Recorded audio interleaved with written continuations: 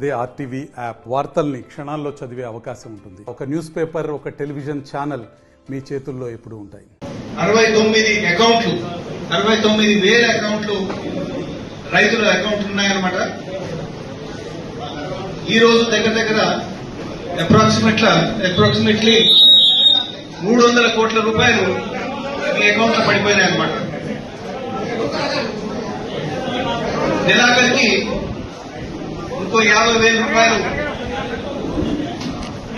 1,50,000 loan తీసుకున్న వాళ్ళకి ఈ నెలాఖరికి 50,000 రూపాయలు పడిపోతాయి.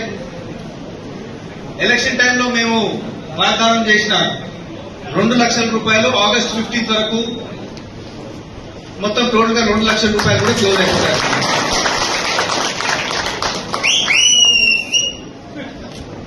మొత్తం దగ్గర 30,000 కోట్ల రూపాయలు రుణమాఫీ కిందిగా ఈ లెక్క కిందిగా మీ అకౌంట్ లో ఆగస్టు 15 రోజు మొత్తం కంప్లీట్ అవ్వబోతుందన్నమాట.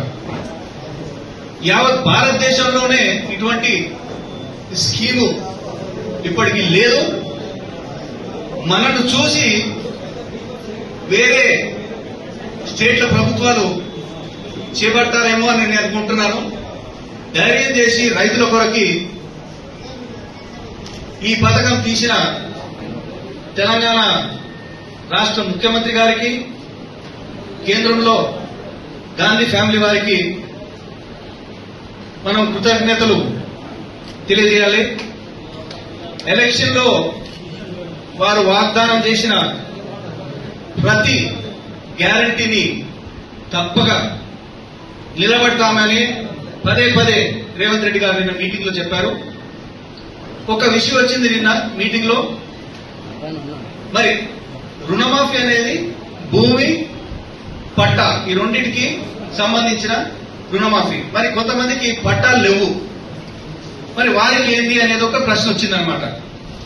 ముఖ్యమంత్రి గారు స్పష్టంగా చెప్పారు, పట్టా లేని రైతు కూడా దానికి ఎంక్వైరీ పెట్టి అతనికి కూడా రుణమాఫీ జారీ చేస్తామనేది స్పష్టంగా మాకు చెప్పారనమాట. అంటే ఎవరిని వదిలిపెట్టకుండా 2 లక్షల వరకు అందరినీ పూర్తి చేస్తాను అని నిన్న వాగ్దానం చేశారు. ఇది ఒకటే కాక మరిన్ని వీడియోస్ కోసం ఛానల్ ని సబ్స్క్రైబ్ చేయండి. లేటెస్ట్ అప్డేట్స్ కోసం వాట్సాప్ ఛానల్ ని ఫాలో చేయండి. అండ్ లింక్ డిస్క్రిప్షన్ లో ఉంది.